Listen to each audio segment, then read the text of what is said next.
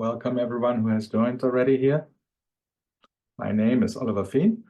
I am director of the West Coast Metabolomics Center, and this is our monthly seminar series. I welcome Dr. Kristen Overdahl from the National Institute of Environmental Health Sciences. Dr. Overdahl works in the Immunity Inflammation Disease Laboratory in Durham, North Carolina. She received her PhD in October 2021 on characterizing exposures and in vitro effects of azobenzene dispersed dyes in the indoor environment with Lee Ferguson, professor of environmental engineering at Duke University. And her most cited papers are indeed a paper on environmental pollution topic characterizing azobenzene dispersed dyes in commercial mixtures and children's polyester clothing, but also assessment of emerging polar organic pollutants linked to contaminant pathways within an urban estuary using non-targeted analyses. If I see that correctly. Yes, non-targeted analyses. So that was published in Environmental Sciences. Both are well cited. And before she did her education with a bachelor in chemistry at St. Olaf College in environmental studies, and has a certification in science communication of the ASBMB. Her research interests are obviously environmental chemistry, non-targeted analyses, exposure assessments, but also computational chemistry and QSR modeling to predict human health effects of emerging contaminants. So with these introductions, I give to you, Dr. Overdahl, and we look forward to your seminar, Dr. Overdahl. And please, everyone, as Dr. Overdahl presents, please paste these questions that you might have into the chat room. Thank you. Thank you so much, Dr. Fien. I am delighted to be here. It is great to be with you all today. My name is Kristen Overdahl, and I'm zooming into all of you from Research Triangle Park in North Carolina. So to all of you in California, hello from the Atlantic side. Before I begin, though, acknowledgements are usually reserved for the end of the talk, but I want to start with a thank you to the UC Davis West Coast Metabolomics Center. If you were originally registered for this talk in January, you know that we had to postpone it on short notice as I urgently left home for the death of an immediate family member. And I just want to publicly acknowledge how kind and understanding everyone was at the West Coast Metabolomics Center during that time and how easily they worked with me to reschedule this talk. A great example of people first science. So I thank them for their compassion, and I thank all of you for your patience. I am so glad that we were able to reschedule. And I'm thrilled to be with you today to share a snapshot of metabolomics research at the National Institutes of Health and to share with you what we've been doing, what we're currently doing, and what we're looking ahead to. I'll share a broad overview of our group and then share some examples of our collaborative metabolomics research in action. And then I'll shift gears a little bit to explore further directions and needs both in our lab and in the broader field of metabolomics. The NIEHS Metabolomics Core Facility was founded in 2020, and it's currently in its 4th year of operation. It was created to bring the capabilities of metabolomics to the National Institutes of Health, and it was decided that those capabilities would be housed primarily at the National Institute of Environmental Health Sciences.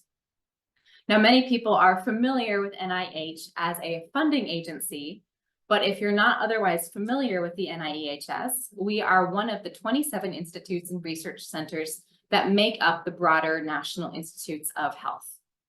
Most of NIH is headquartered in Bethesda, Maryland, just outside Washington, D.C. For example, many of you are likely familiar with our collaborator, the National Cancer Institute, but the National Institute of Environmental Health Sciences is located down here in Research Triangle Park, North Carolina.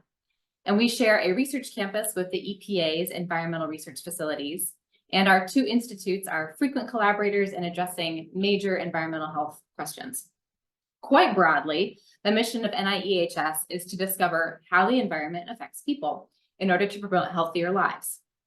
And to pursue that mission, the NIEHS has a 3-fold strategic plan: advancing environmental health sciences, promoting translation from data to knowledge to action, and enhancing environmental health sciences through stewardship and support. So within that strategic plan, we have numerous goals for advancing environmental health sciences, including, as you can see here, basic biological research, the exposome, co-exposures, predictive tox studies, and more. And so as you might easily begin to imagine, metabolomics is a powerful tool to aid many of those goals. But believe it or not, until 2020, there was no NIH group specifically dedicated toward metabolomics. Or more broadly, to the application of untargeted mass spectrometry to address questions related to exposures, biological outcomes, or disease pathways. And so our group was founded to offer a discovery-oriented selection of untargeted metabolomics possibilities, focused primarily on small molecules of endogenous, microbial, and xenobiotic origins in a variety of environmental and biological matrices. So we have the tall task of performing untargeted metabolomics for all branches and labs within the NIEHS's Division of Intramural Research. And that includes clinical research, epigenetic studies, studies focused on genomics and mutagenesis, immunity and inflammation disease research, reproductive biology and toxicology, and neurobiology and signal transduction. So we are focused specifically on untargeted metabolomics, what we consider to be discovery-oriented metabolomics. Now, you've probably all seen the fishing analogy of casting a wide net rather than fishing for individual fish. This has long been used for untargeted mass spectrometry. But where the needs of NIEHS and NIH are concerned, you can imagine that it becomes incredibly important for researching environmental health concerns and related diseases, about which specific biological information or pathway information often remains unknown. So many of the research questions that we work on involve diseases of unknown origin or involve triggers from complex or poorly characterized environmental matrices and stressors. And so we embrace untargeted mass spectrometry as the ability to use measurement science to explore endogenous metabolites, biomarkers, exogenous chemicals, microbial molecules, individualized responses, and novel metabolites or environmental chemicals. Rather than focus on the definition or outer bounds of metabolomics, we consider ourselves first and foremost to be measurement scientists and to concern ourselves with generating robust and reproducible measurements. Our group has two prongs. First is our primary charge as the metabolomics core facility for all NIEHS intramural investigators. And to that end, we have the joy of working with collaborator groups within the NIEHS to design, carry out, analyze, interpret, and publish untargeted metabolomics studies as they pertain to environmental health biological questions of interest. Frequently, we also perform follow-up chemical identifications, either de novo or with authentic reference standards. And this work frequently involves pulling in additional collaborators as discovery-based metabolomics brings up questions about proteomics, lipidomics, informatics. And so we're pleased to collaborate as well with our colleagues in the mass spectrometry research and support group for additional mass spectrometry analyses, particularly with respect to proteomics. And we collaborate with Jeff Mueller in the NMR Research Corps and frequently with Jason Lee and Dylan Johnson in the Integrative Bioinformatics group. More recently, we now also function as the Trans-NIH Metabolomics Core in conjunction with facilities at the National Institute of Allergy and Infectious Disease, the National Institute of Aging, and the National Center for Advancing Translational Sciences. And this set of analyses is available to any investigator with intramural funding across all 27 institutes in the NIH. And this includes collaborations with academia. So if there's somebody on a team that has intramural funding from within the NIH, they're eligible to use our services.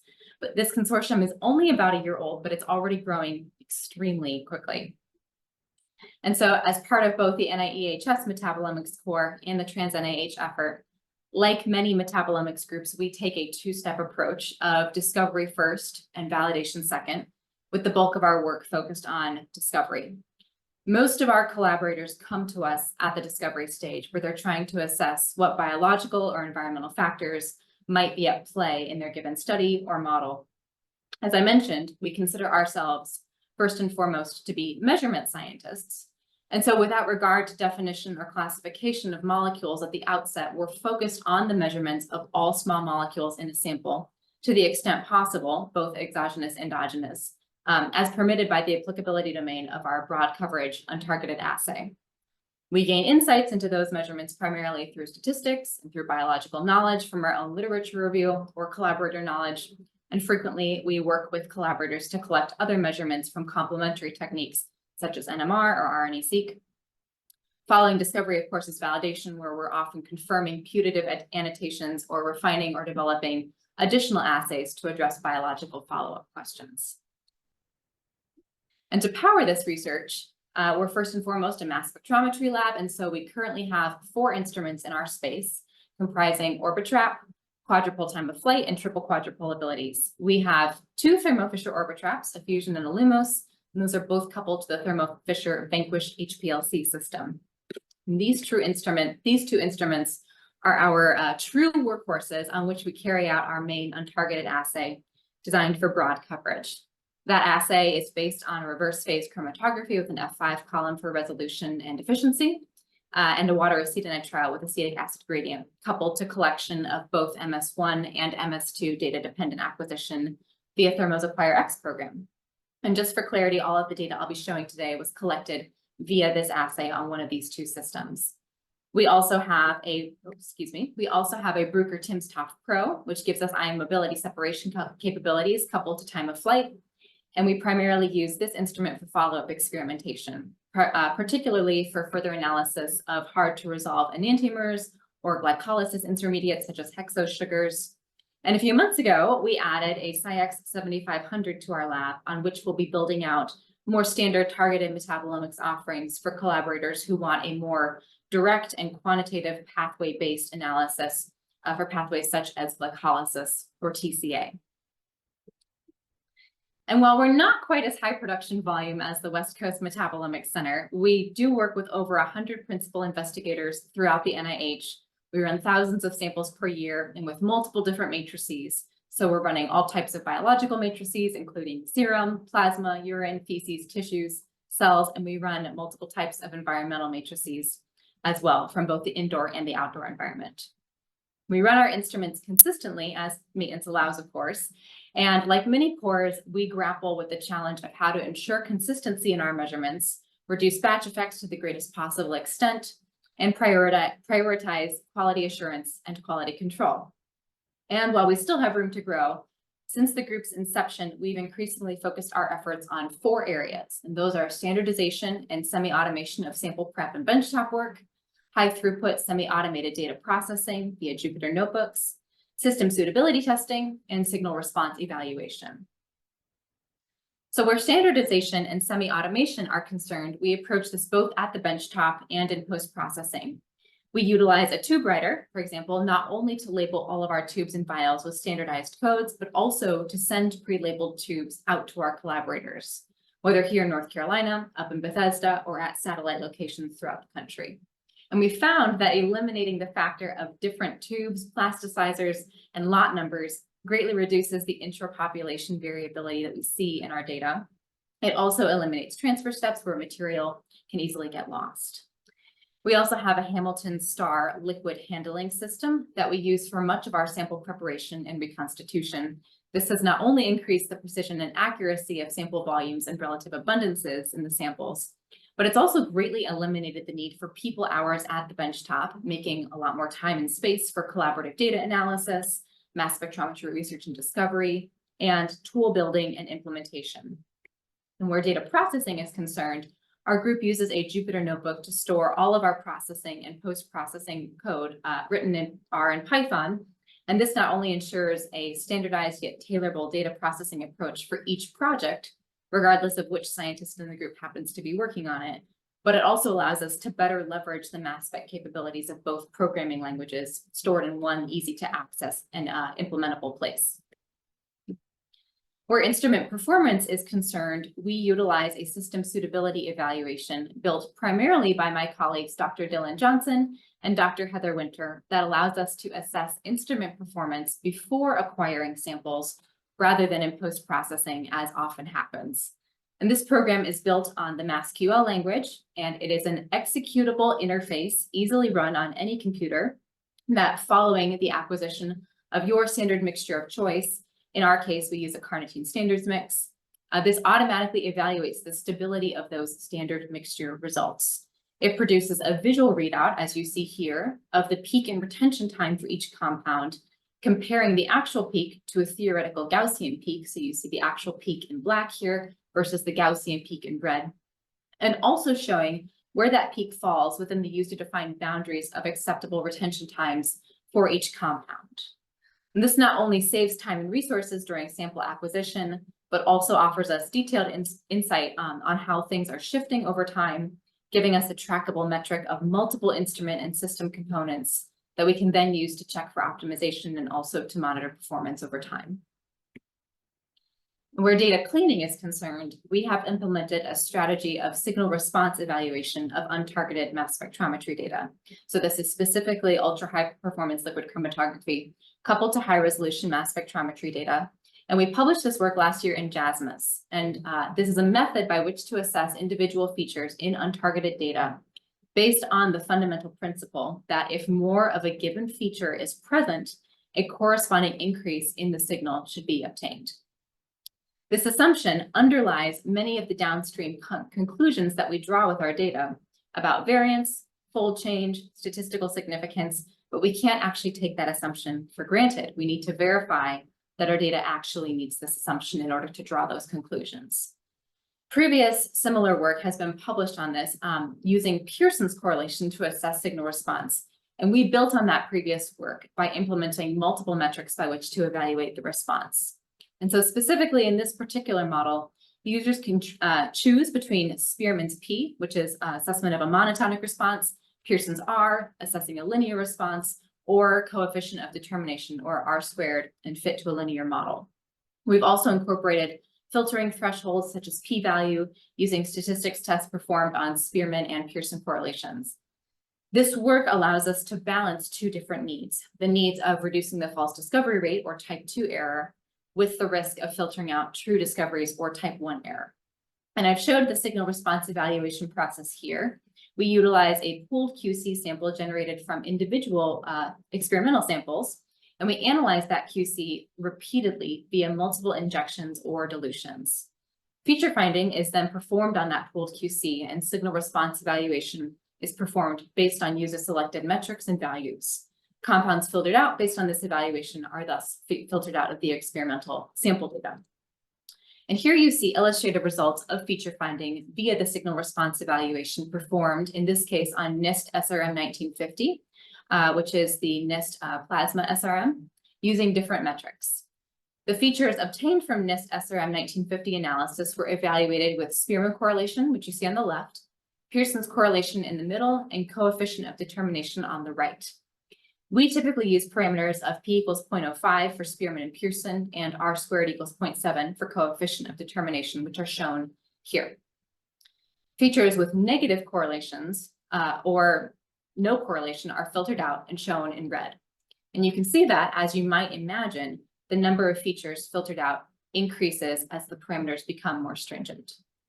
Usually in our experimental workflow, we begin with the most lenient evaluation of Spearman correlation in order to err on the side of caution, but we'll tighten that parameter as appropriate based on the experimental design and on follow-up studies. Here you can see 4 illustrative examples of features and their observed responses in the NIST SRM 1950 data that were retained by evaluation as shown in the top 2 examples, or filtered out as in the bottom 2 examples. And for each of these assessments, we prepared NIST SRM 1950 at 5 different concentration points with a typical experimental concentration at our midpoint. And for each concentration analyzed, the sample in triplicate with injection volumes of 2, 4, and 6 microliters. In other words, X minus 50%, X, and X plus 50%. The signal response for each feature is shown in the scatter plots with the multiple concentration assessment in gray and centered about the typical experimental concentrations in the colored points. And we also generated extracted ion chromatograms for each feature from the raw data for the midpoint injection volumes. As you can see, this was important because it displays no observed effect to chromatographic elution when varying the injection volumes, which we were concerned about initially. As you can see, at this phase of discovery, features with proportional response are retained, even if they're somewhat sigmoidal in nature, as you see in the top right. Features, on the other hand, with saturated signal or uniform signal throughout the dilution series are filtered out.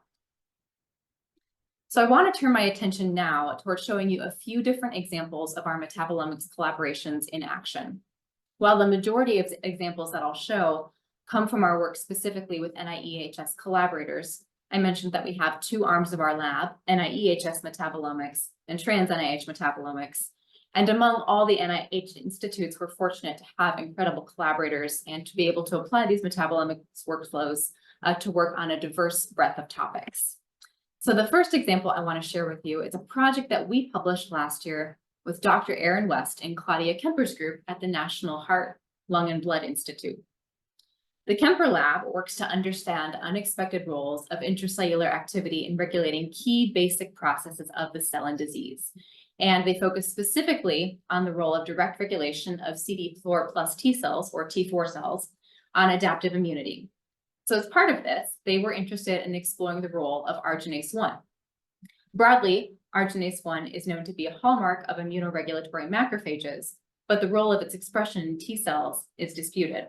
And this group came to us having already identified that arginase 1 controls the kinetics of the Th1 influenza response in their mouse model. Mice with arginase 1 knockout had significantly higher T cell responses when infected with influenza than did the wild type mice.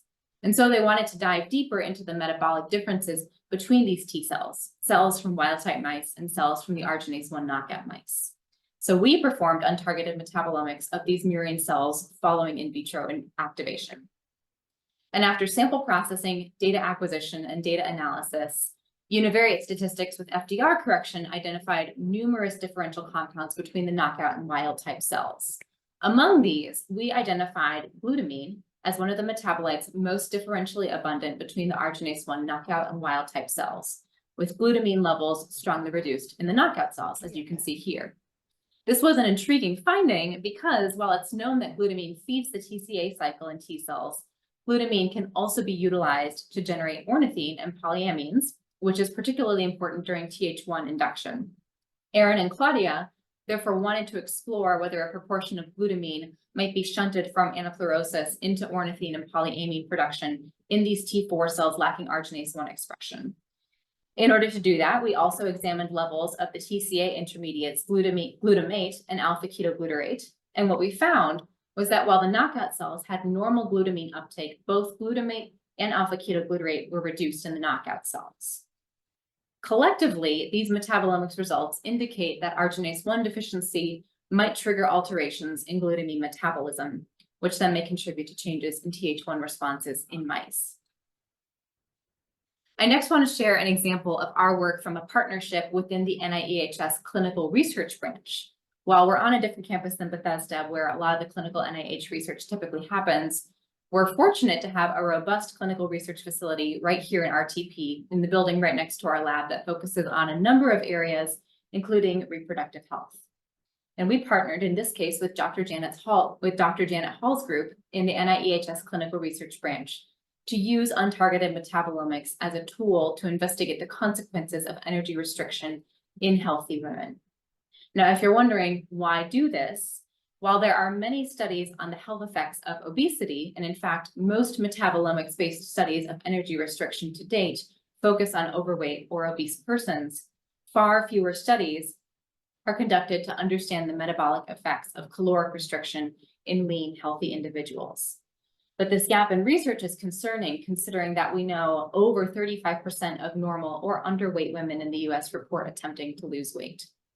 Where young women are concerned, it is known that the metabolome is sensitive to the changing hormonal dynamics of the menstrual cycle. And so Dr. Hall's group set out to create a study with a population of healthy, lean women in which the menstrual cycle was controlled for. This is very challenging to do in a cohort study, and so I tip my hat to Dr. Hall's team. They were able to construct a cohort of 19 healthy women with regular menstruation and regular ovulation. These women had no previous dietary restriction.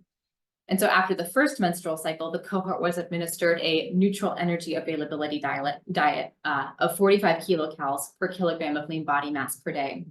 And after the second menstrual cycle, the cohort was administered a deficient energy availability diet of 20 kilocalories per kilogram of lean body mass per day.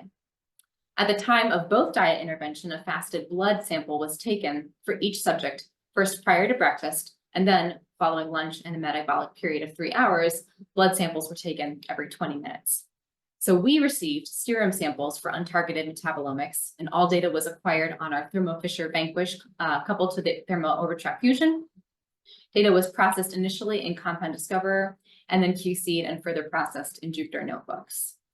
And after data cleaning and quality control, we were able to annotate just over 400 compounds for these samples in our untargeted assay platform. Now, if you've worked with untargeted metabolomics in human clinical cohorts before, you know just how nebulous the data can sometimes be. And our unsupervised multivariate statistics and basic univariate statistics were not immediately conclusive. So, given the nature of the study design, we turn next to paired t-tests to compare the mean difference in relative abundances of metabolites between the neutral energy availability and deficient energy availability diets for each serum collection time point. And what we observed was that while no significant differences between the NEA and DEA samples were observed during that AM fasted blood draw, indicating no metabolic changes following moderate energy restriction in the fasted state, metabolomic changes in response to energy restriction vary over time following a meal. Specifically, with increasing time points, as you can see here, we begin to see differential levels of numerous chemicals, including amino acids, fatty acids, carnitines, bile acids. And by the 40-minute time point, which is in the bottom left quadrant of this plot, we observe class-wide upregulation of carnitines in the NEA samples as compared to, the DEA samples as compared, we observe class-wide upregulation of carnitines in the NEA samples as compared to the DEA samples. And at 60 minutes, these differentials begin to recede again. This matters because we know that after a meal, energy sources change over time. As glucose from food decreases, glycogen levels first rise and then fall as the glycolysis pathway is engaged. Meanwhile, fatty acid levels gradually increase. The trends in our data follow these known relative energy changes for the NEA diet, but not for the DEA diet.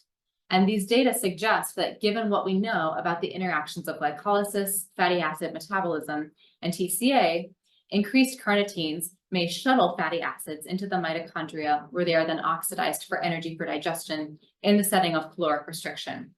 This in turn would suggest a metabolic memory following caloric restriction that continues to use fat as a source of energy even following the ingestion of a neutral energy meal. We've also had many collaborations with intramural research here at the NIEHS, laying a foundation by which to study disease mechanisms. Here I show an example of in vitro-based intramural research.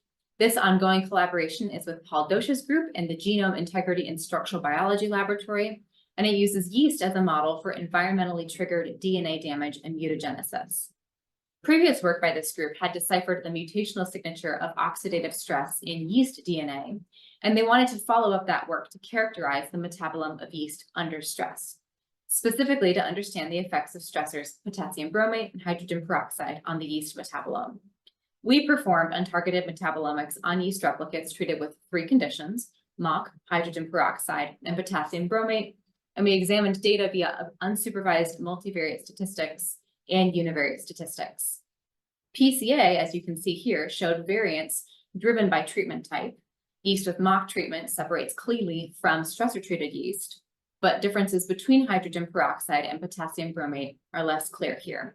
So we utilized ANOVA with Tukey's post-hoc test to delve deeper into these differences and found that the feature annotated as 8-hydroxyguanosine was significantly upregulated in potassium bromate samples compared to hydrogen peroxide samples. 8-hydroxyguanosine, as you may know, is a known marker for oxidative DNA damage. By contrast, the feature annotated as glutathione was significantly downregulated. Reduced glutathione is known to indicate increased susceptibility to oxidative stress. And so now we're at the point where ongoing experiments are investigating the roles of SOD1 and CCS1 genes and knockouts on these pathways and consequences. We also work extensively with in vivo-based intramural research. For example, we have an ongoing collaboration with Dr. Stephanie London's group in the epidemiology branch and genetics, environment, and respiratory disease group. We've been collaborating with Dr. Azazel Hake, who's a postdoc in Stephanie's group for the last few years, to investigate the metabolic. We've been collaborating with Dr. Hake to investigate the metabolic consequences of cigarette smoke exposure. And while we've known for decades that cigarette smoke exposure poses numerous human health consequences, metabolic consequences beyond a few signature biomarkers still remain poorly characterized, particularly in the lungs. And so we're not yet where we need to be when it comes to knowing about cigarette smoke-induced disease pathologies in order to better prevent and treat them. Azaz has successfully established a murine model mimicking cigarette use and smoke exposure, which has uniquely enabled investigations into target tissues while strictly controlling exposures. And so we utilized this murine inhalation exposure model to study the metabolic signatures of cigarette smoke exposure in lungs via untargeted metabolomics. We analyzed lung and plasma samples from mice exposed to cigarette smoke and from unexposed or sham mice. Data were analyzed again on our untargeted metabolomics assay via Thermo Fisher Vanquish and Lumos and subsequently analyzed. And as you can see here in these PCA plots, we found that while no variance emerged in unsupervised multivariate stats between smoke and sham plasma samples, we saw variance clearly attributable to treatment in the lung samples. Univariate statistics has given us preliminary insight into features driving these differences, but we run up against a barrier, which is that our biological insights are currently limited by our feature annotation rate. Specifically, if features significantly upregulated in these cigarette smoke exposed lungs, only 15% of positive ionization mode features and 5% of negative ionization mode features were annotated via spectral database matching. And this brings me to where our lab and my research are currently heading. This challenge of feature annotation is not unique to the cigarette smoke data set. In fact, as many of you well know and probably experience in your own work, this is a current challenge of the metabolomics field in general. Biological and environmental insights depend on our ability to annotate data, and our group is interested in how we can utilize computational approaches to overcome some of these barriers. Now, if we think broadly about why annotation matters, I immediately think about a more basic question.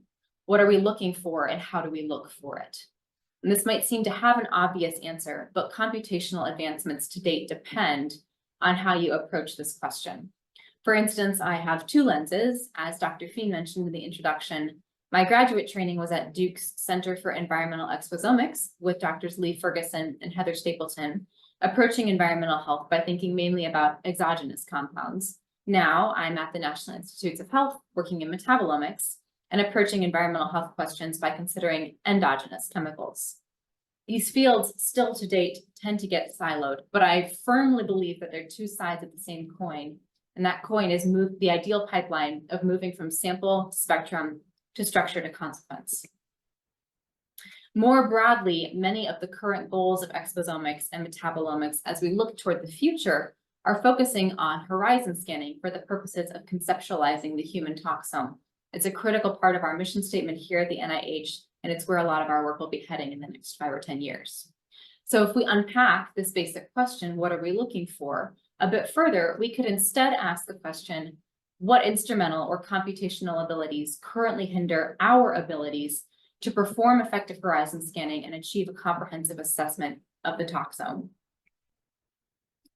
Thinking about this pipeline then from a mass spectrometry perspective, if comprehensive assessment is our goal, what does the current state of this sample to spectrum to structure to consequence pipeline look like? Let's take a minute and look at each component. First, sample to spectrum. While there are certainly still advances to be made, the field has seen immense growth and progress, in large measure due to hardware innovations and better methods to take advantage of those advancements. Structure to consequence has also seen considerable innovation, thanks in large measure to the work of the drug discovery community, off of which the metabolomics and exposomics communities have been able to build. But when it comes to moving from spectrum to structure, we still remain limited. And it's true that our abilities for database matching and de novo annotation are improving, but across the board, chemical annotation is still considered a bottleneck in many research fields and labs, including here at the NIH. Ultimately, I believe that what we need moving forward are computational strategies that work to resolve compound annotation through analogy-based approaches. In other words, to rely on the foundational molecular similarity principle and to take advantage of concepts like shape-based, matrix-based, and activity or disease-based similarity searching to better understand compounds in relationship to one another in order to better define chemical space. But let's first step back and take a moment to consider why compound annotation is so challenging. I want to highlight just a couple of recent successes and challenges. First, with more reference spectra and interest in open access sharing, the number of database annotations has increased considerably in the last decade. And this is extremely helpful, but as we're aware, database matching success is limited by available data, and available data is limited by available information. And Derek Muir and colleagues recently showed the extent to which available data limits us. We detect what we've already placed in databases, which in turn comes from what we've already prioritized, and we get caught a bit in this feedback loop, ending up with the repeated measurements of the same things without truly expanding our chemical space the way that we had hoped. Similarly, we have successful examples of people depositing data and associated metadata in repositories to enable reinterpretation. And I'll talk more about that in a minute. Here again, though, we're limited to what spectral libraries cover, as highlighted by Emma Szymanski and colleagues. Third, we're improving our abilities to perform de novo annotation, but these processes are not as accurate as we would like yet. I became pretty familiar with these limitations prior to my appointment at NIH when I was at Duke, when we sought to identify and characterize azobenzene dispersed dyes. If you're not familiar with these chemicals, this is an emerging class of contaminants that are quite prevalent in synthetic fibers, so nylon, polyester, acrylic, and they make up 70% of all commercially available dyes. But these are chemicals for which very little data exists at all. And that means let alone reference spectra. We're also still extremely limited by the number of analytical reference standards. And so we're starting with very little knowledge when we try to analyze a wide swath of chemicals that have currently been shown to be ubiquitous in indoor environments. At Duke, we performed de novo annotation via CSI finger ID and CFM ID, which annotate based on training sets of empirical spectra, and via METFRAG and MAGMA, which annotate via in silico fragmentation based on exhaustive bond cleavage. And for this class of compounds that had little to no previous spectral data, and thus virtually no representation in training sets, our work showed that tools based on true de novo in silico fragmentation rather than training sets performed better to correctly predict structures, but were still not always accurate. CSI finger ID and CFM ID have been shown to perform much more robustly with regard to metabolomics data. So I certainly don't invalidate that. And in fact, we are users of CSI finger ID in our lab to better annotate data from de novo. We can also look to CASME results. In 2016, when using fragmentation information alone, participants were able to correctly annotate only up to about 33 or 34% of challenges, indicating that it's not yet enough to rely on fragmentation alone. The CASME challenge did show that when additional metadata is combined with fragmentation information, the correct annotation rates rose as high as 78.8%, which is a substantial improvement. But nevertheless, in the 2022 follow-up CASME challenge, while participants had much success with formula annotation, scores remained low for correctly annotating structures, indicating that we still need to make substantial progress in our annotation abilities. And so a fragmentation isn't currently enough. And if we can't get all the way to structure, can analogy-based annotations get us far enough? I believe we're heading in the right direction. And as we consider what computational tools are needed, I want to consider some current examples as models for success and current examples that we are now focused on figuring out how we can best implement in our untargeted metabolomics workflow for NIH and NIEHS collaborator data. First, although we don't currently have GC abilities in our lab, we plan to receive a GC soon, and I would be extremely remiss if I didn't highlight my host for today's talk, the work of Dr. Feen's group in the West Coast Metabolomics Center. They've utilized their bin data repository system called BinBase to create BinvestigAte, which is an open access tool in which users can search either via spectral data or metadata text for information on known or unknown compounds. BinvestigAte also investigates multiple studies simultaneously in order to reduce the number of important unknowns to investigate, which in turn aims to address how we prioritize chemicals for annotation as we aim to characterize unrecognized epimetabolites. And I'm very much looking forward to figuring out how we can best implement this and use this on NIH data. Additionally, the Fiend group now has BinDiscover, which also utilizes BinBase and utilizes characteristics of spectra and metadata as descriptors and search terms by which to perform meta-analysis.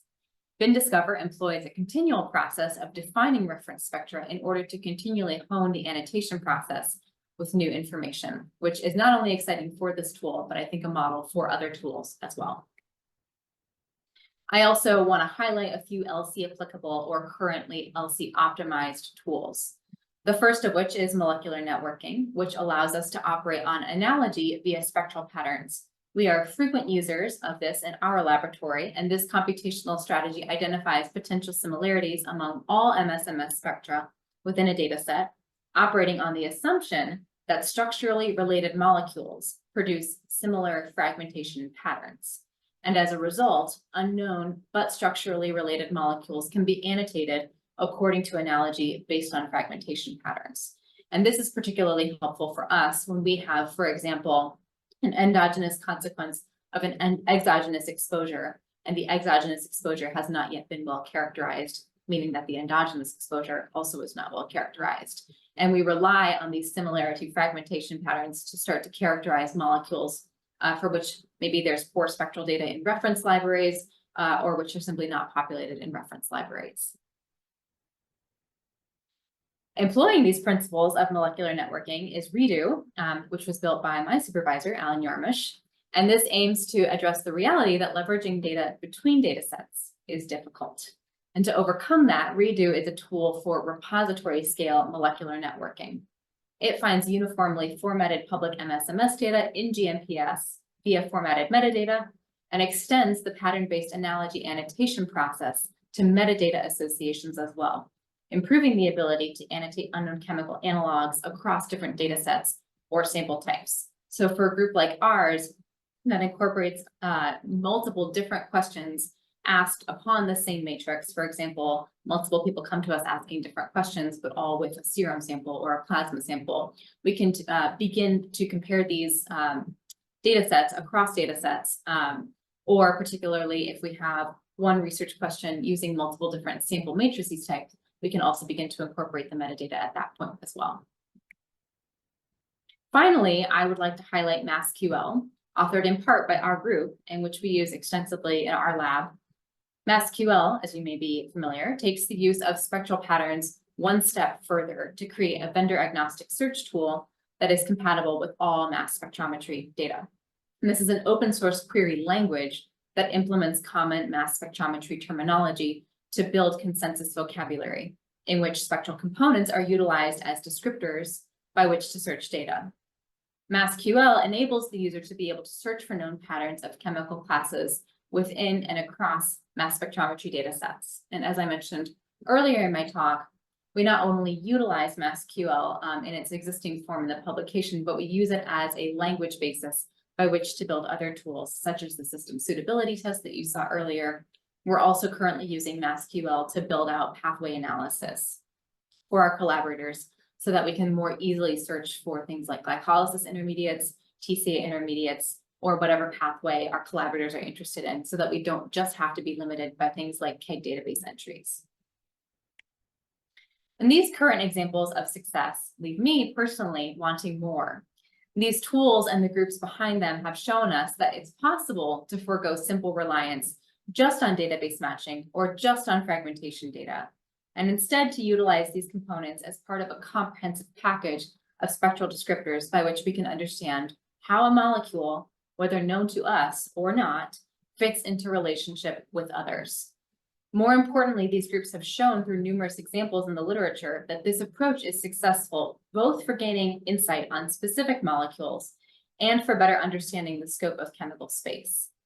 And we've begun to implement some of these tools in our laboratory, as I mentioned, to achieve better de novo annotations through cheminformatic approaches so that we can gain better insight on significantly upregulated features, for instance, in the murine lung data set I showed earlier. But to date, these tools have been built specifically for specific databases. But we all know that we live in a world where clear-cut boundaries between the exogenous exposome and the endogenous metabolome do not exist. And so I believe that as a field, we need to continue to think urgently and collectively about how to expand these tools to include more databases without getting stuck in the pitfalls of the limited loop described by Derek Muir, or else creating tools that become jack of all trades, master of none. Similarly, if we're going to utilize metadata as part of these analogy-based approaches, this necessitates our continued thinking about how to harmonize methods and reporting. And I want to give a shout out to groups such as BP for NTA, MQuack, and the M over Q initiative at Pacific Northwest National Laboratory for the leadership that they continue to provide on this front. I believe that we need to think collectively about how to harmonize metadata reporting in a way that works for both endogenous and exogenous compounds, specifically in a way that respects matrix-specific and endpoint-specific needs while still working under a broader common paradigm of the comprehensive taxon. And finally, while the relationship between structure and function is often more complex than simple 2D information can provide, I do believe that it's fundamental. And I believe that in order to build out predictive toxicity applicability domains to the full scope of chemical space, if you will, we still need advances in structure-based annotation. I want to emphasize something that was really driven home to me at Duke, both in the laboratory and when I worked as scientific counsel for the Duke Law Clinic, that we have precedent for the first time ever in the National Academies of Science recommending in official documentation the use of subclass approaches for regulation rather than individual chemical regulation. I believe we should interpret this as our green light as mass spectrometrists to pursue both analogy-based annotation to define those subclasses better and better structure-based annotation to gain better physiochemical insight into those subclasses. And if we do so, we at NIEHS believe that we can fundamentally shift how we perform horizon scanning and how we can conceptualize the taxon. So with that, I owe an enormous thanks to the other members of our group, particularly to my director, Dr. Alan Yarmish, for his leadership in building this lab from the ground up. We've accomplished a lot in less than 4 years, and I'm incredibly excited about where we're heading on behalf of NIH research. Of course, much of our research would not be possible without our collaborators, and I'm full of gratitude to be at a place where metabolomics can really be collaborative in nature. Big thanks is owed in particular to our branch chief, Mike Fessler, for really believing in what metabolomics can do for NIH research. To our proteomics and lipidomics collaborators, Lisa Detterding and Jason Williams, and to the labs whose work I showed today, the Jetton Lab, the Dosch Lab, the Kemper Lab, the London Lab, and the Clinical Research Branch. A lot of our in-house computational advancements wouldn't be possible without the work of our bioinformatics collaborators, Dylan Johnson, or our academic collaborator, Ming Wang, and I'm very grateful to continually learn from both of them. Finally, I thanked them at the beginning, but they deserve another round of thanks. My hosts for today, the UC Davis West Coast Metabolomics Center. It's not an exaggeration to say that you all are a gold standard that inspires how other groups operate, and that's certainly true for us. You all have set the bar incredibly high for what our field is capable of. Particular thanks to Jeanette, to Arpana, and to Oliver for making today's talk possible. And so with that, oh, yep, go ahead. Thank you. Thank you so much, Kirsten. That was fantastic, Dr. Overdahl. So Arpana will now lead us through the discussion, please. Great, wonderful talk. I really appreciate it. There's so many stories, but also things that highlighted different aspects of what your core facility is doing or what your lab is doing. So really a great talk. So going back to the types of instruments you are using in your lab, what is your experience with the Bruker Elute LC system and the utility of the TIMS ion mobility to advance the discovery space in non-targeted analysis? So I'm not sure if this is a question specifically about how we've been utilizing that Bruker-Elute system, or more broadly kind of what our goals are for the timsTOF. I will say that my colleague, Dr. Kaylee Donaldson, is our resident expert in the Bruker timsTOF. And so I'm typically kind of on the assist with her as she manages the fundamentals of that assay. More broadly, though, as I mentioned, when it comes to utilizing technology like ion mobility, in our case with the Bruker timsTOF, we're using that from a perspective of, we have done an initial analysis, in this case with the Thermo Fisher Orbitrap Fusion or LUMOS. It's kind of our broad coverage assay. And typically that raises as many questions as it answers, particularly with respect to chirality, enantiomers, hard to resolve compounds. And so we found that ion mobility is particularly beneficial for non-target analysis with respect to multiple compounds eluting at the same time, for example, in a traditional LCMS method, as we would see on the Thermo Fisher instrumentation. By using collisional cross-section abilities, in addition to high-res mass spec, we can start to separate some of those out. And so, for example, in a glycolysis pathway, right, you have glucose 6-phosphate, fructose 6-phosphate. And so those are particularly difficult for us to resolve on the Orbitrap system, even with the best of methods. And so the timsTOF and the ion mobility system really give us better insight into that. The yeast project that I showed, however, was another example where we employed ion mobility mass spectrometry via the Bruker timsTOF system to really start to unpack what may be happening with regard to radical chemistry. I didn't show this work because it's very much still in process, but essentially the work on the yeast metabolome after a first pass, one of the questions that it raised was, well, what's happening in terms of step-by-step chemistry? So what is transforming, particularly with regard to radical ions? And so Dr. Yarmish was the one who employed that Bruker timsTOF system, developed an assay to actually examine the changes in radical ion metabolism throughout the course of that experiment. So our collaborators, Natasha and Daniel, they took time points, multiple time courses throughout that experiment, and then ran them down to our lab, and we analyzed them in real time. And we were actually able to utilize the technologies of ion mobility and collisional cross-section to observe some of that radical chemistry difference. Great. Sticking to the timsTOF, there was another question that was a little more general, and maybe you covered that, but are you using the application for untargeted screening or more selective separation of certain targets? I think it's the latter, but correct me if I'm wrong. And then if you are using it for selective separation, that normally would work on an ion mobility with a resolving power of like 60 to 80. What other small molecule isomers in your experience were benefiting from ion mobility separation that weren't being separated on the chromatography that are being used in your lab? Yeah, so it's a good question. And I will say again that in our current state, we do not currently use the timsTOF Pro for broad coverage untargeted metabolomics coverage. I think that would be very exciting, but I think this is the case where the discovery-based priority may out-prioritize the need to resolve specific small molecules via timsTOF technology, for example. Could you repeat the second part of the question? I want to make sure I address everything. Yeah, like what other small molecule isomers in your experience are benefiting from the ion mobility separation? I think you had mentioned Sugar phosphates. I think you mentioned sugar phosphates, phosphates are an easy example. When we think though about like environmental health, right? We're not just thinking about things along these pathways, we're thinking about compounds of exogenous origin. And even something, you probably are all tired of hearing about it, but even something like PFAS is a good fit for ion mobility technology because, you can have one chemical M over Z, you can have one mass to charge that's taking the shape of multiple different forms.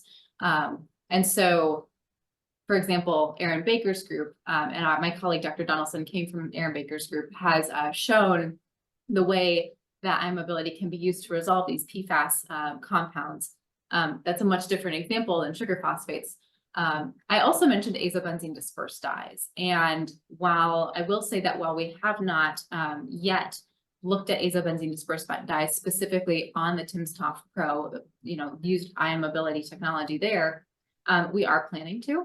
And the reason for this, again, is because, while in the case of this halogenated molecule, where you have many things working to your advantage that would work just fine on the Orbitrap system. So you have, multiple different compounds. You have, in this case, halogenated spectral patterns that give us insight into how the molecule may be constructed. But when it comes to the breakdown products of those compounds, those can take the shapes of multiple different enantiomers.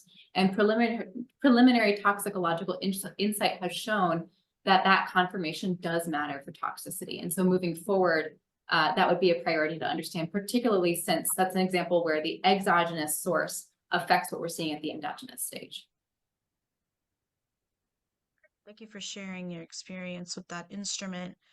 You had also shown that you use a liquid handling system. Yeah. Do you have a comparison study from the liquid handling automated sampling prep against manual sample prep?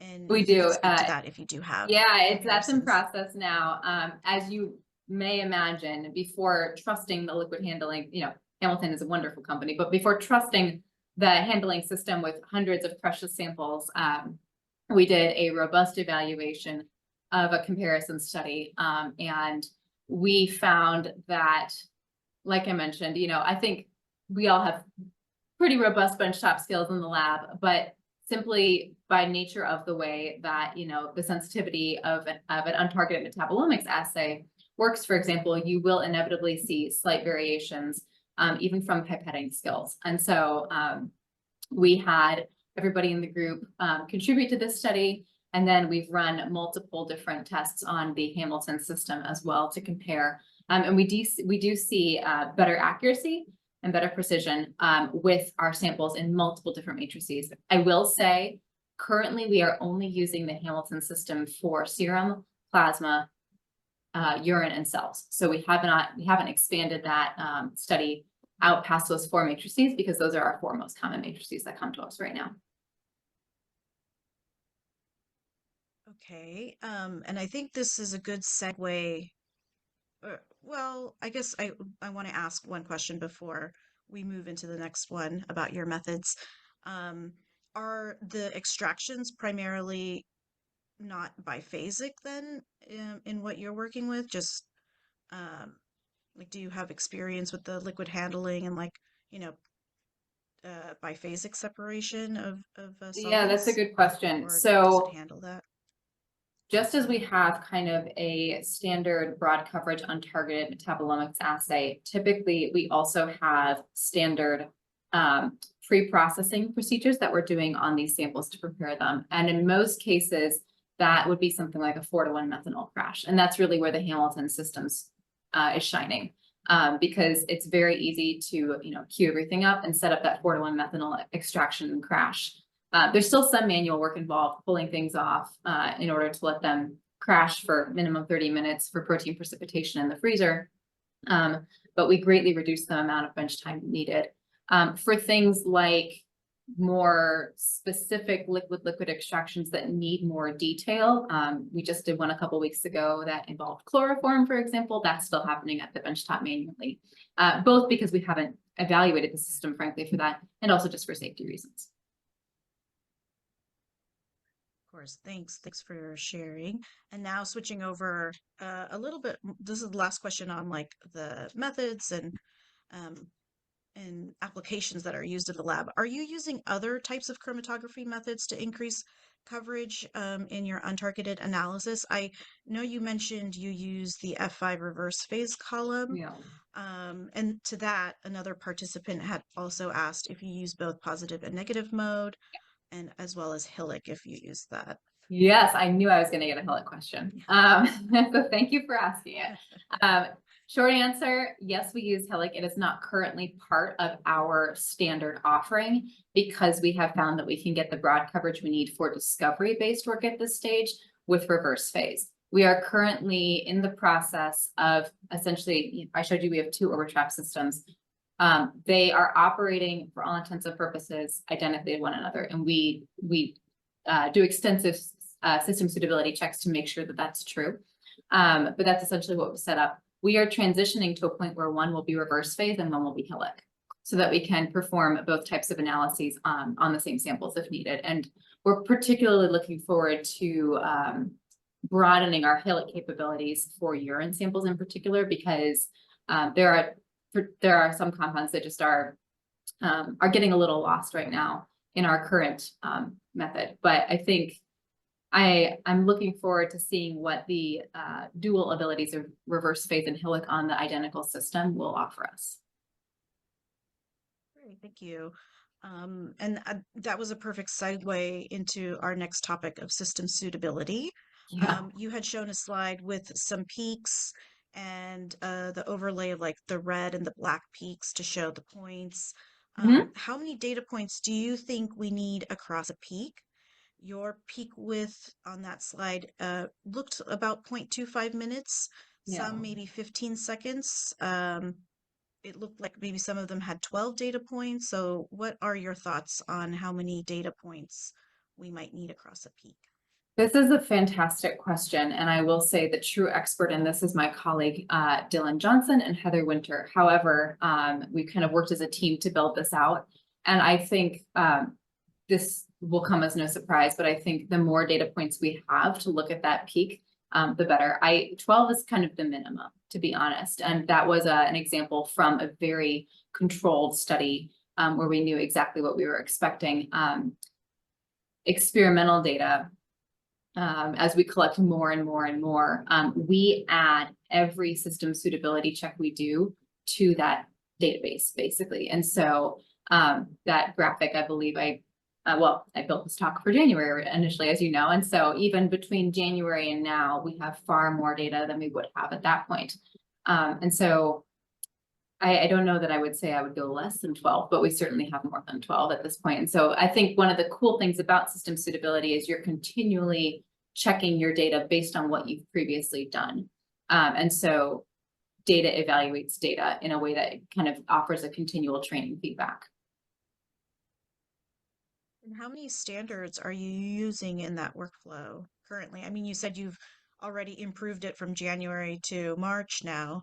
So are you continually adding additional standards or things of that nature? Yeah, so I think this is a question that points to the difference between instrument performance, like as instrument performance and instrument performance for classes of compounds.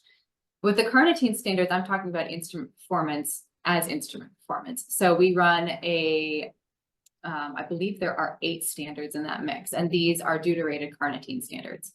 And we've picked those because they're sort of the middle of the applicability domain of the chemicals that our collaborators typically ask us to look at. We can certainly add on additional chemicals though, and sometimes we run system suitability on additional samples of, additional classes of compounds, for instance. And so if we have a particular exogenous matrix come to us, we would also run that on a set of standards of that represent that particular exogenous matrix. Let's see, thank you. And now going forward to the data cleaning that you had mentioned to improve the data quality that's being produced by your lab. Do you routinely run dilution series QC in every study? Yes, we do. We don't do a dilution series QC in every study. We do an injection volume series QC in every study. Okay. The purpose of showing the dilution series was to show that over a wide range of concentrations, this is still effective. We utilize injection volume as kind of a proxy for, the pooled QC is sort of concentration X, right? Representative of your whole sample set. And so we inject all of our samples on our assay at 4 microliters. And so we inject that QC at 2, 4, and 6 to kind of give X minus 50%, X, and X plus 50%. And we do this prior to, or at the beginning stage of every single one of our analytical acquiring stages. I see. Yeah, I think I've been hearing a lot more labs doing the injection volume series. Yeah. And I think there was a paper linked on that slide, so be interesting to follow up. There's one more question on that. Why do you use only 3 levels in your linearity dilution series assessment? Is it enough to get a good sense of the relationship between concentration and signal intensity? It's a fantastic question. And I will say that for our purposes, we have found that it is enough for the relationship, specifically because we're performing this on a pooled QC that represents the samples on which we're evaluating data control. That said, I don't think I ever believed that one method can be applied to absolutely everything. And so in an example where you have, let's say, wastewater samples collected from multiple different sites, and you have varying levels of favorite chemical PFAS, and one in those different sites, you may wish to broaden the extent to which you're analyzing this in order not to lose true discoveries as you prioritize false discovery rate. And I will say we have not evaluated that on this type of a situation yet in our group, because that's not what we're tasked with at the given moment. But for our purposes, where we have biological samples conducted from in vitro or in vivo work or from human cohorts, we found that those 3 injection volumes give sufficient coverage to understand how signal is responding over the various volumes. Great, thank you. So the next set of questions are specifically about the case studies that you had mentioned, the examples on the different uses of the technology that are being, implemented in your lab. So going back to the first study you had mentioned about the energy restriction in healthy lean women, you had shown I think it was a volcano plot that showed tetradecanoic acid, and I gotta commend Oliver. That font was really small. I'm impressed that you were able to read the name of the compound. So he asked, are you sure that compound is not an in-source fragment of a complex lipid? No, it's a fantastic question. And this is exactly kind of where we start to get into the reality that we do a first pass annotation based on database match, but that we need things. We need better tools to annotate. And I think that is an example where just because we get a database match doesn't mean it's a perfect annotation. And so in fact, with that compound in particular, so this data again was collected back in January, or collected last year, put this together in January, but we ended up going back and reevaluating many of those annotations. I think that this raises the question, to what extent can we trust annotations as something that we're actually reporting? And I think we do have, some very solid quality controls for that. I think we do a good job of, spectral library matching, but also vetting our annotations. But I don't know that we can just blindly, trust what we get to be a spectral database match as an annotation that we then report. So I will say we don't have perfect answers to that, and it's an ongoing conversation in our laboratory.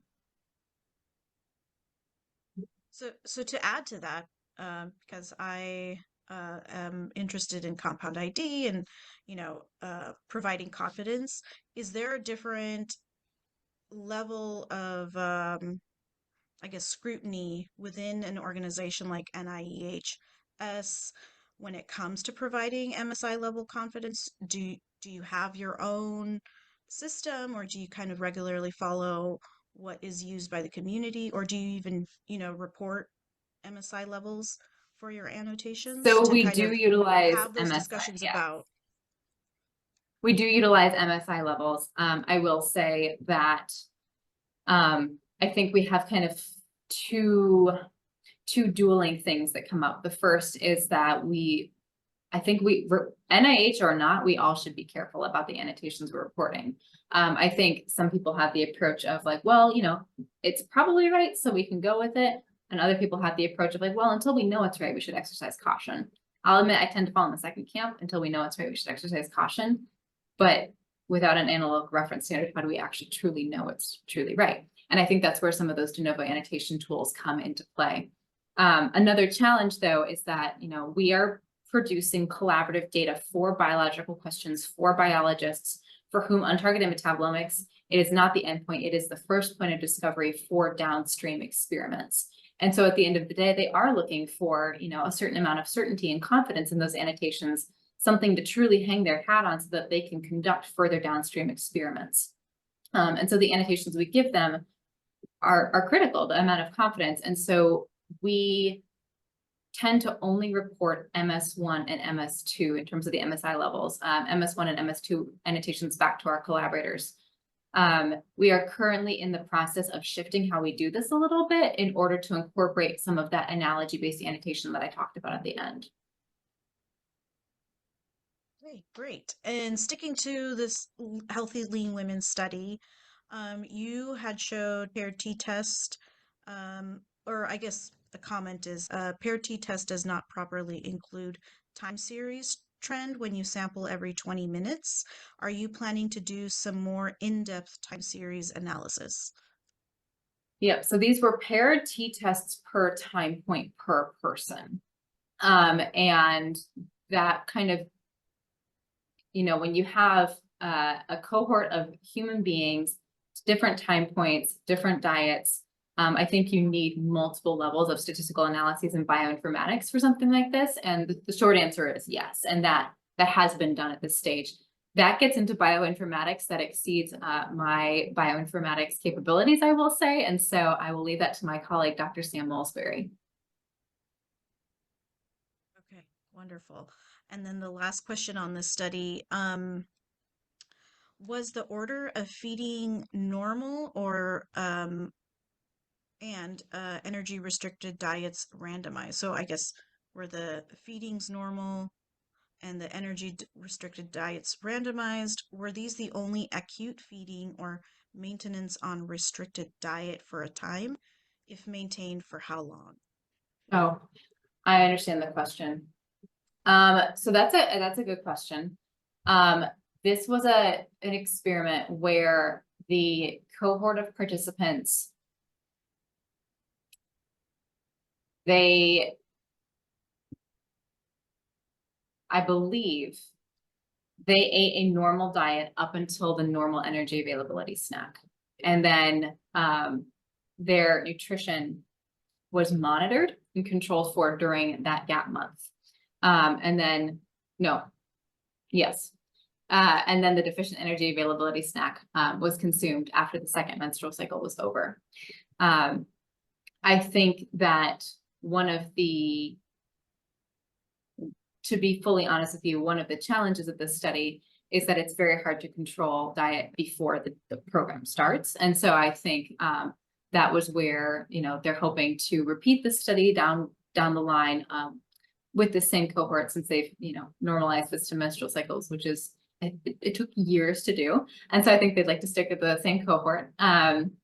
And they will be adding additional time points for that purpose to kind of investigate how these changes, how these results either stand the test of time or change over more sampling times. Great, thank you. And to the next study that you had mentioned, the yeast study, you had shown a PCA that accounts for only 15% of the variance. That seems very low for cell studies. Do you have an explanation for this? So I showed PC2 versus PC3. And it's a very detail-oriented question. I appreciate that. So I showed PC2 versus PC3 because the changes, frankly, they're clear to see in that one. PC1 versus PC2 showed a similar trend, but these results were performed on a series of days. And what PC1 showed was that the day does matter, because this was a study where multiple people were performing the same experiment. And so PC1 kind of revealed to us, oh, you know, the day and the person performing the experiment did add some variance that we saw in PC1. However, trends I showed today in the PC2 versus PC3 plot are still clear to see. There's just additional attributable variance in PC1 that we were able to determine was according to sample day. Great. And I will say also, I'm sorry, just to one additional point. You know, 15% does seem, I think, low in a sample study, but if you consider that we're talking about 50% of the total variance among all features that we're seeing, you know, this is the thousands of features. I think 15% is actually tends to be similar to what we see in terms of cell studies once you factor out possible confounding factors. And so follow-up studies showed even a higher percentage of the total variability was due to those treatments as well. I see. Great, thank you. And now kind of switching gears, or maybe even going back to compound annotation, because you had a lot of slides on the tools that are being used, or even like the resources that you're thinking of implementing in terms of GCMS applications. Could you elaborate on metabolite annotation, which seems like you're doing it through Python packages? How much orthogonal data was counted in your experience? And then are you including library searches, including in silico libraries? And are you addressing false discovery rates in those IDs? So it's a multi-tiered question, and I can repeat any of them at any time. It's a lot of great questions at one time. I will start with the false discovery rate. I think that question is asking about, are we accounting for false discovery rates in the databases to which we are matching? We have done those studies. I think we need to continue to do them because, as we all know, public databases are continually added to. So how do we account for the fact that we are continually taking on other people's false discovery rates as well? I don't have a good answer to that. We tend to assess our databases about once per year, and that's not frequent enough, frankly, considering how fast these databases grow and change. And so one of our goals moving forward in this calendar year and next is to conduct better assessments of that. I think part of the question also was about if we're using public databases. Yes, certainly we're using public databases. You know, an in-house database, you know, we can buy all the standards we want, but it only gets us so far. And so I think part of the power of untargeted metabolomics to date is that we get to learn from each other's data. But that, of course, begets the first question you asked about false discovery rate. Great. I think that captures all of those questions. And we have discussed along the way a lot of points about compound ID and annotations. Yeah. There was, you know, I was kind of checking on time to see, we have about 10 more minutes left. And there was one more question that I had skipped. I was going to hold on to it to see if we had time or not. So going back to the Healthy Lean Women study, there was a question in about androstenedione sulfates. Why would those compounds be unregulated? And allopurinol under dietary restrictions. So two types of compounds. Why would they be unregulated under dietary restrictions? This question, I believe, is addressing the volcano plots I showed. Yeah, it goes back to that. Yes. At least one of those, I believe, is a compound of exogenous origin. And I think the question is, why wouldn't we control for medication?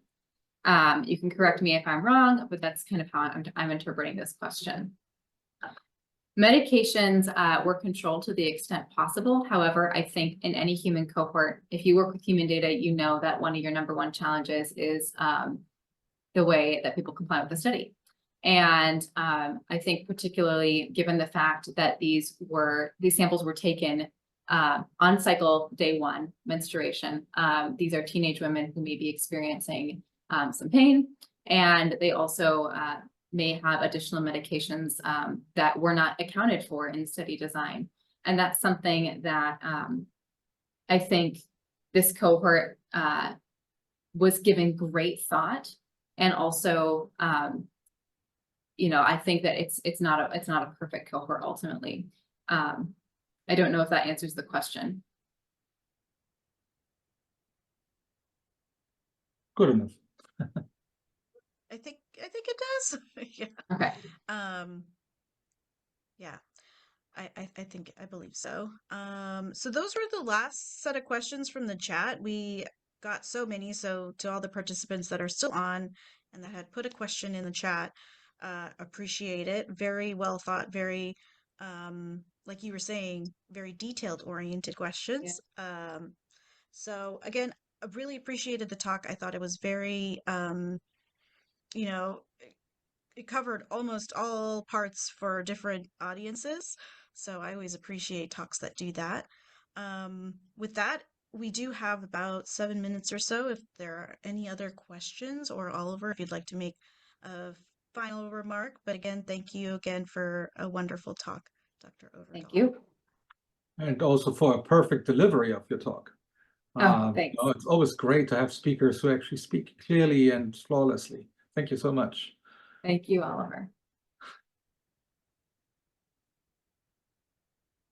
Great. If there aren't any other questions, I'd like to share our next speaker in April. Go ahead and share the screen here. And on April 17th, we have, there's a typo there, but Dr. Michael Whitting from Helmholtz Institute in Germany.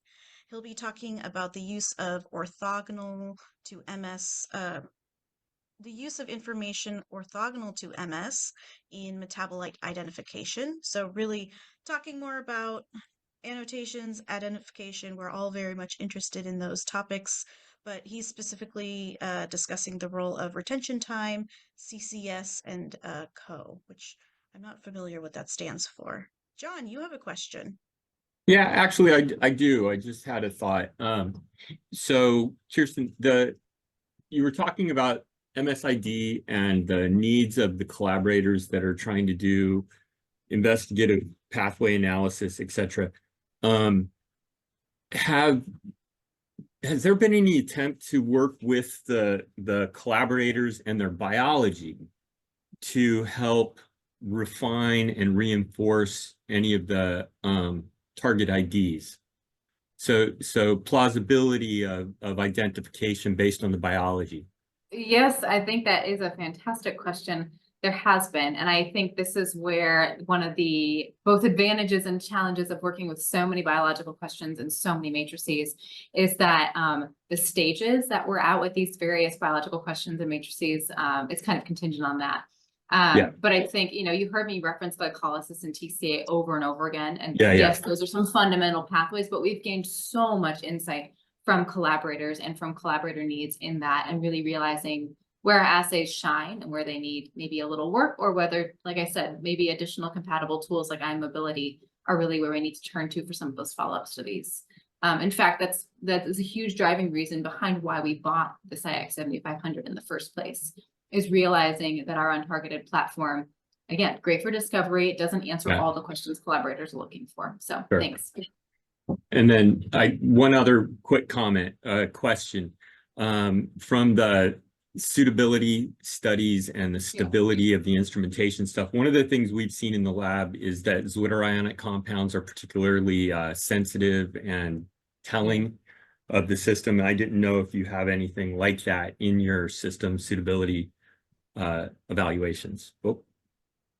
Here I am. It's a good question. Currently, the system suitability, we're just running a carnitine standard set right now. And again, that's to kind of cover the sort of the midpoint of the applicability domain of classes that collaborators are looking for most typically, and what we're seeing in biological matrices. But the zwitterionics thing is a good comment. And I think maybe as time goes on, particularly as we get more matrices that involve more compounds of exogenous origin, you know, Zwitter ions are critical when it comes to thinking about exogenous compounds. And I think it's a great point. So something like an acyl glycine would be something to think about. Anyway, that's Thank you. that. I appreciate that. Yeah. Okay. I do have one final question, though. Yeah. We were a little jealous when you presented your instrumentation. You know, 2 fusion Orbitraps, Jesus, and timsTOF, and the latest generation of the Q-traps, 7500. That's enormous. So for a service core, or for a core that gives services out, how do you maintain that equipment over time? What's the plan, and how do you get the newest equipment in 3 years, say?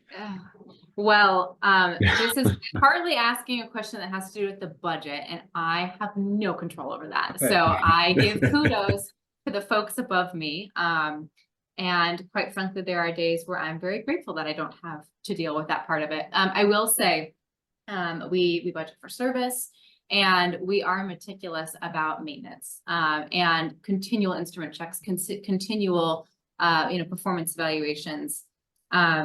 I mean, if we're honest, right, our lab is new. Our lab is less than 4 years old. We had to buy equipment. When you're buying equipment, you tend to get what's new. And, you know, I don't envision that, you know, we'll continually be buying. Like, for example, we are not getting an Astral anytime soon. Cool as that may be. But I think the instrumentation we have now allows us to utilize many different types of mass spectrometry technologies to do many different things.